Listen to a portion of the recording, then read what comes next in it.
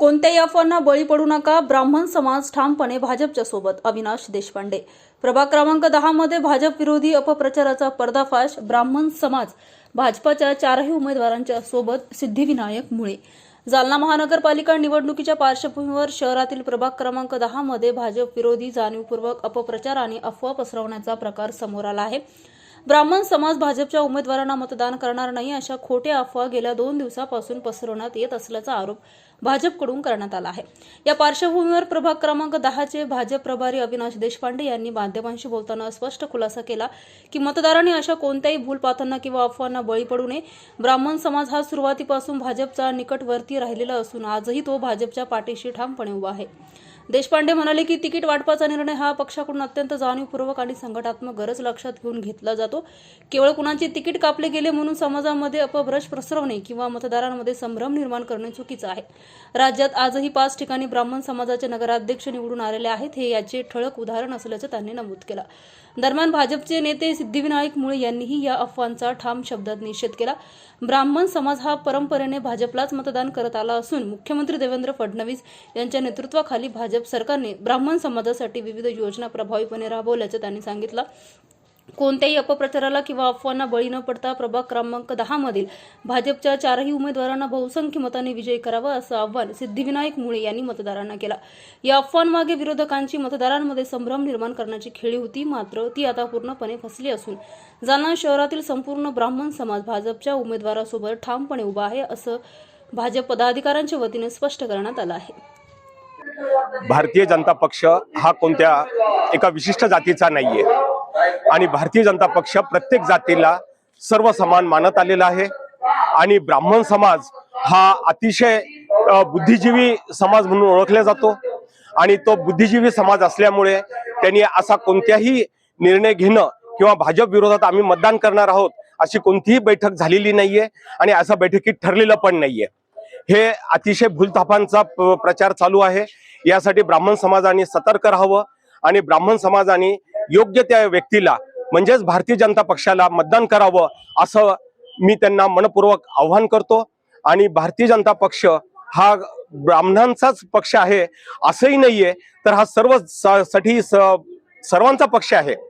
आणि आज ब्राह्मण समाजाला कमीत कमी 5 नगराध्यक्ष ब्राह्मण समाजाचे महाराष्ट्रातून आलेले आहेत. हे पण ब्राह्मण समाजाने लक्षात घ्यावं. एखाद्या ठिकाणी उमेदवारी मिळाली नाही म्हणून नाराज होण्यासारखं काहीच नसतं. हे राजकारण आहे. योग्य व्यक्तीची निवड व्हावी लागते. योग्य निवडून येणाऱ्या व्यक्तीला तिकीट दिल्या जातं, कारण शेवटी पक्षाचा विजय होणं महत्वाचं असतं. त्या दृष्टीने भारतीय जनता पक्षाचे जे नेते मंडळी आहेत जालन्याचे आमचे, त्यांनी हा निर्णय घेतलेला आहे आणि तो निर्णय अतिशय योग्य होता.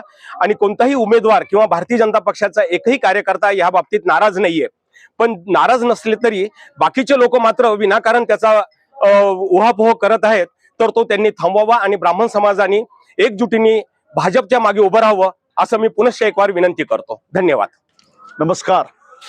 आज या ठिकाणी प्रभाग 10च्या या प्रचार रॅलीसाठी उपस्थित माझ्यासोबत भारतीय जनता पार्टीचे नेते अविनाशजी देशपांडे, आमचे उमेदवार विजयजी पवार, सुनीलजी पवार, आमचे मनोजजी इंगळे आणि नईमभाई यांच्या प्रचारासाठी मी देडकरवाडी या प्रभागामध्ये आलेलो आहे.